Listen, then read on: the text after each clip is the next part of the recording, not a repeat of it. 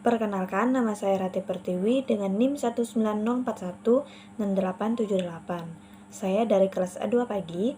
Di sini saya akan membuat video record untuk memenuhi tugas pada mata kuliah Perilaku Organisasi, dosen pengampu Pak Adi Nursalin, SEMM. Pada video ini, saya akan membahas bab 5, yaitu mengenai motivasi kerja. Yang pertama, 5.1 pendahuluan. Setiap organisasi atau perusahaan tentunya menginginkan karyawannya yang memiliki prestasi yang baik, karena dengan memiliki karyawan yang berprestasi, diharapkan dapat meningkatkan kinerja dan nilai perusahaan. Jika penilaian prestasi kerja sangat diperhatikan, maka akan menjadi fokus bagi karyawan untuk melihat seberapa besar tingkat keberhasilan yang bisa dicapai dalam bekerja. Sumber daya manusia merupakan salah satu faktor penting, oleh karena itu diperlukan strategi-strategi yang lebih baik dalam upaya membina manusia sebagai tenaga kerja. Aldi dan Susanti, tahun 2015.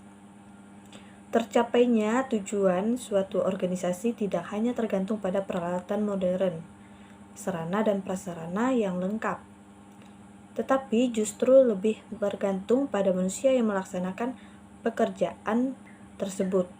Karyawan yang berkualitas adalah karyawan yang melaksanakan pekerjaannya dan mampu memberikan hasil kerja yang baik atau mempunyai prestasi kerja yang tinggi yang dibutuhkan oleh organisasi untuk mencapai tujuannya.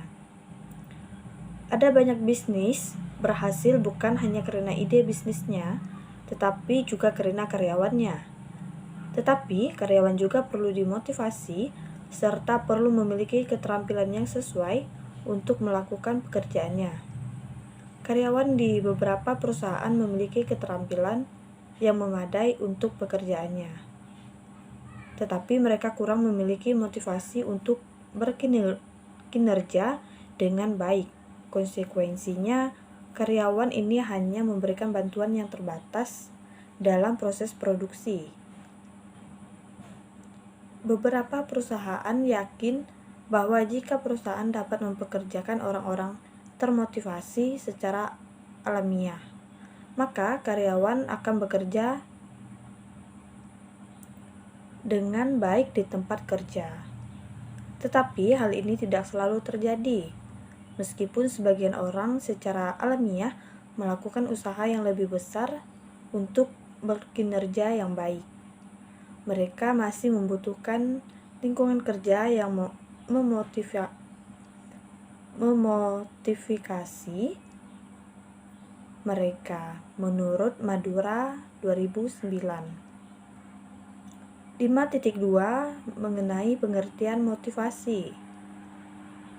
Menurut Kadarisman 2013, dalam Aldi and Susanti 2015, motivasi diartikan sebagai keseluruhan proses pemberian dorongan atau rangsangan kepada karyawan, sehingga mereka bersedia bekerja dengan rela tanpa dipaksa. Organisasi akan berhasil melaksanakan program-programnya bila orang-orang yang bekerja dalam organisasi tersebut dapat melaksanakan tugasnya dengan baik dengan bidang dan tanggung jawabnya masing-masing. Dalam melaksanakan tugas tersebut, para pegawai perlu diberikan arahan dan dorongan sehingga potensi yang ada di dalam dirinya dapat diubah menjadi prestasi yang menguntungkan organisasi. 5.3 mengenai teori motivasi.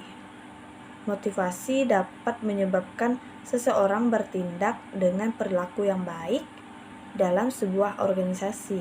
Banyak penelitian yang menyimpulkan bahwa motivasi pekerja yang tinggi berbanding lurus dengan tampilan organisasi dan keuntungan yang dihasilkannya.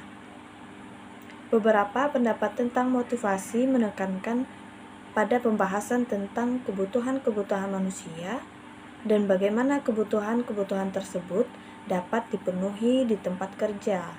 Yang pertama, hierarki kebutuhan.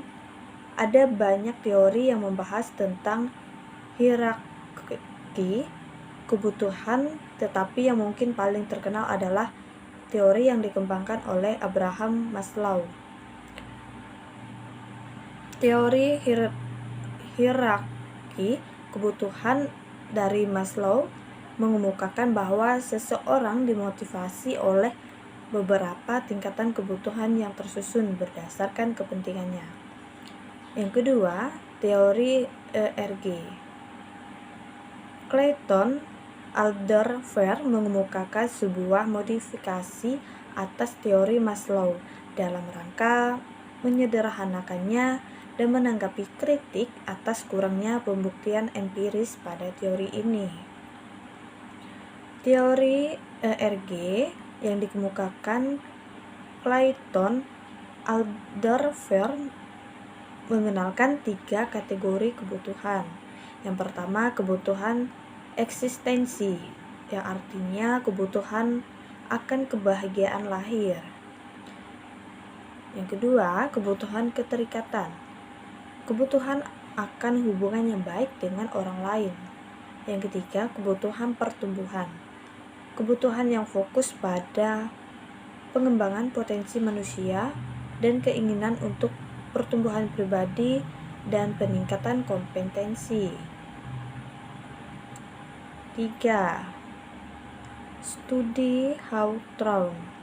Pada akhir tahun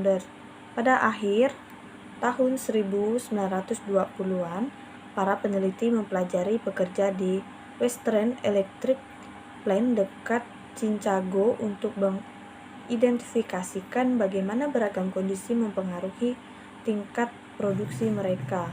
Ketika pencahayaan ditingkatkan, tingkat produksi pun meningkat.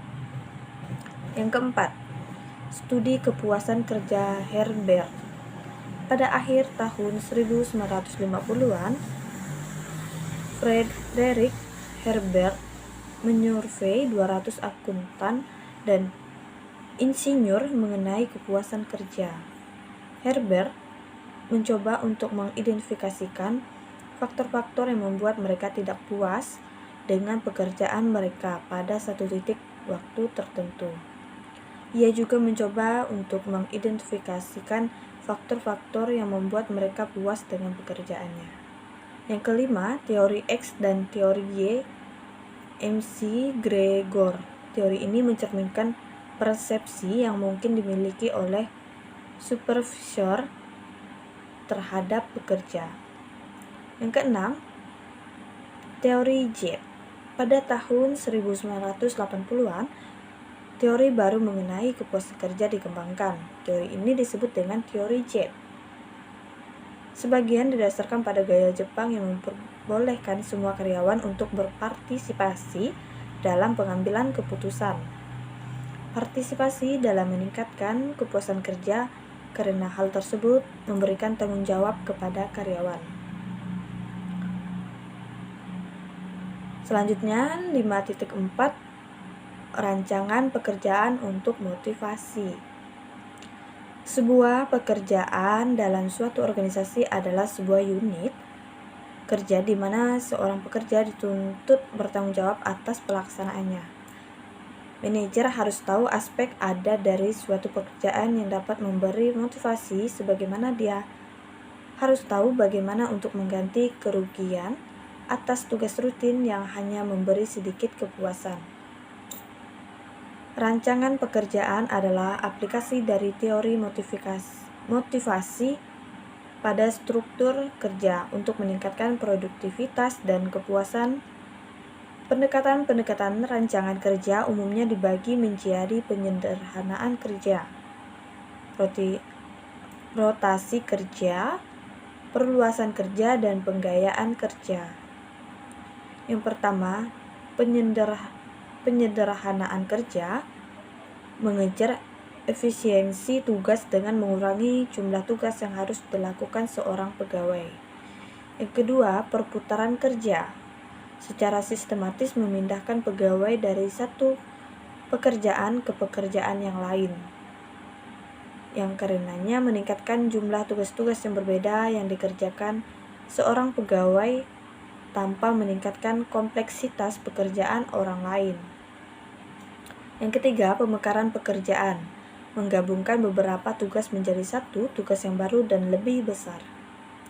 Keempat, penggayaan pekerjaan, menggabungkan motivator tingkat tinggi ke dalam pekerjaannya yang diantaranya tanggung jawab, pengakuan, dan kesempatan untuk tumbuh belajar dan melakukan pencapaian. 5.5 Meningkatkan kepuasan dan motivasi kerja. Banyak teori motivasi mengatakan bahwa perusahaan dapat memotivasi karyawan untuk bekerja secara baik dengan memastikan kepuasan kerja. Secara umum, karakteristik utama yang mempengaruhi kepuasan kerja adalah uang, keamanan, jadwal kerja, dan keterlibatan di tempat kerja. Semakin perusahaan dapat menawarkan program penggayaan pekerjaan ini kepada karyawan, semakin perusahaan dapat memotivasi karyawan. Yang pertama, program kompensasi yang memadai. Yang kedua, keamanan kerja. Yang ketiga, jadwal kerja yang fleksibel. Dan yang keempat, program keterlibatan karyawan. Sekian penjelasan untuk materi pada bab 5 motivasi kerja. Kurang dan lebihnya saya mohon maaf. Saya ucapkan terima kasih.